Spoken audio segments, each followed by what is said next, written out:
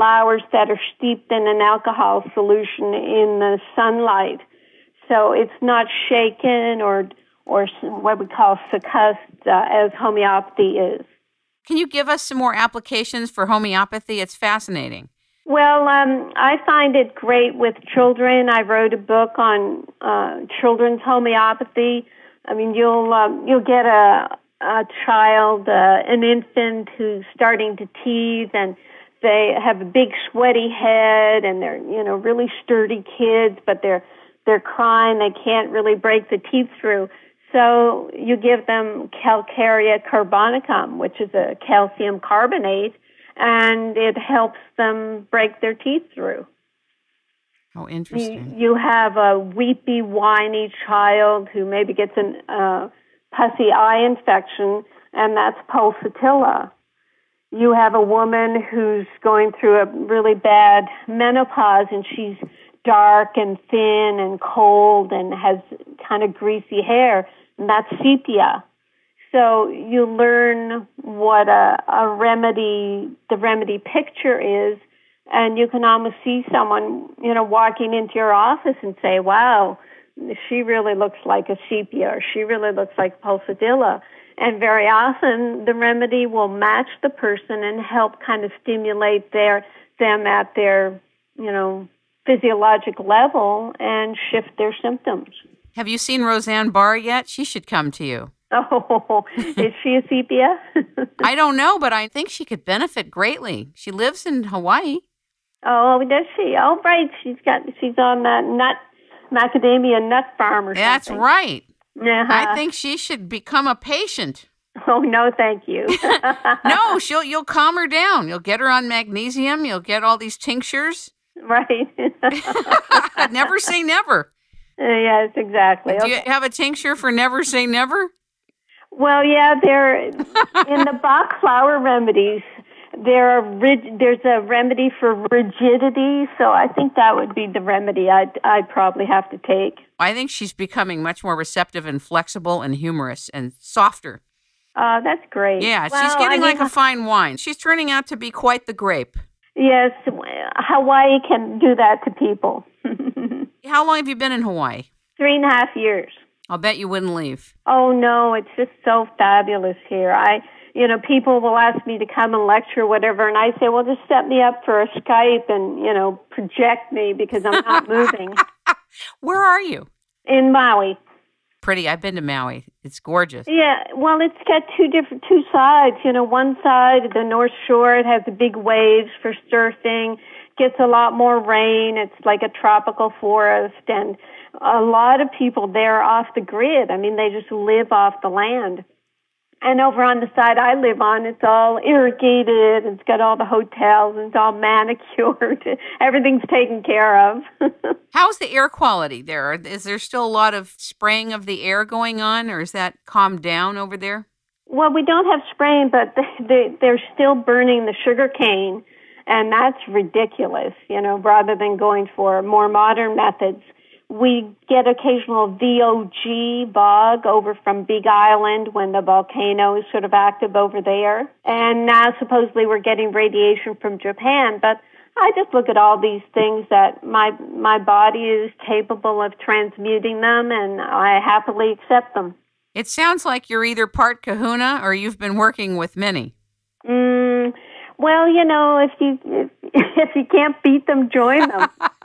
There's absolutely no sense in attacking and fighting and being mad. I love the phrase, if you're angry at someone, it's like you taking poison and expecting them to die. I love that. That's a great saying. It is. It just upsets you.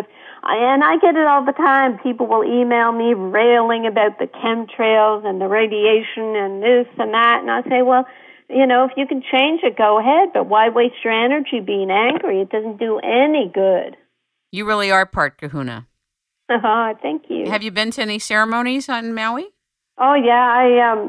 I do a ceremony with friends. We go up to Haleakala. Actually, there's one coming up right now for the winter solstice. So we'll go up and and blow the horn and chant the chants and raise the sun up. You're a different kind of doctor, aren't you?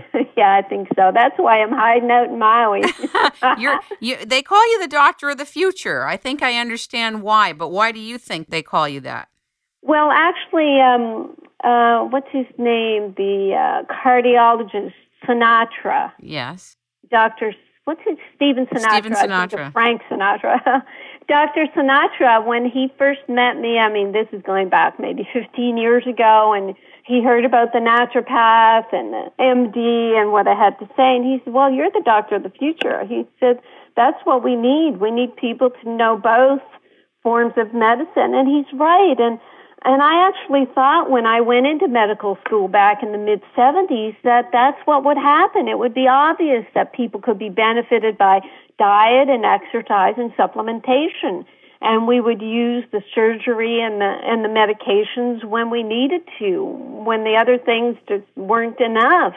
But, I was sidewinded when the pharmaceutical companies started taking over medicine and being in control, and then putting all their drugs on the commercials. I used to do The View when we lived in New York. I was their alternative medicine specialist. And when the drug ads started coming along, they kind of got rid of me because I would think that in the contract of these drug companies, when they'll put up a couple $1 million ad, they wouldn't want a naturopath on right after them saying, oh, no, you don't need that statin drug or that blood pressure drug. You just need magnesium. So then they bounced you?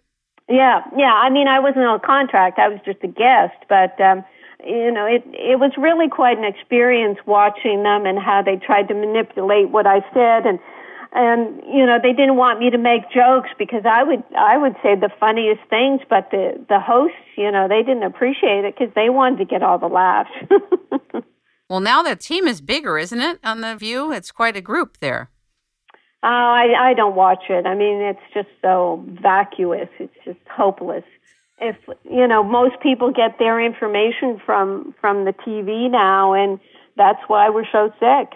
What do you think about what's going on with the lighting, that there's an intent and an objective to alter the lighting throughout the United States on a federal and state level to switch us onto compact fluorescence, right? I'm out of that loop. My gosh, I didn't know that. And, there'll be mercury bulbs and there'll be fluorescence, which is terrible for your biology. This is all under the guise of carbon. You see, everything carbon. The intent is to have it going on in the United States, the change effective 2014. Whoa. Different states starting in different times. I know that those complex fluorescent lights have mercury in them, but that's crazy. Yeah. I interviewed Dave at the Light Energy Company twice, and he sells full spectrum. And what was also interesting is that almost all of the light bulbs that we use in the country, we get from China. So all China has to do is turn our lights out. You know what I mean?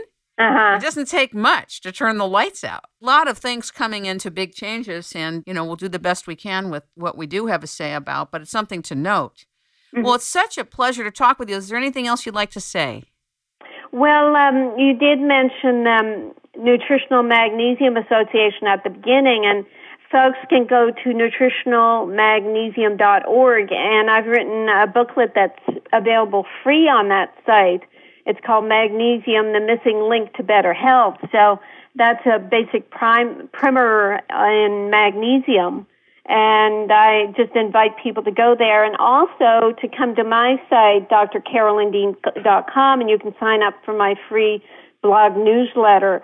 And the first 4 weeks of my online wellness program, you can get for free, my Completement Now program. Do you have your own radio show, or are you a guest on most shows? I'm a guest on most shows. I keep a listing of shows in my CD, but I try to let people know when I'm on a show. I'll have to find out when your show is going to be on and write a blog about it. Listen, I just want to tell you how much I appreciate you and the work that you're doing, and actually the lightheartedness of you, as well as the serious author the holistic practitioner, the doctor, the naturopath that you are, the good person that you are. Carolyn Dean,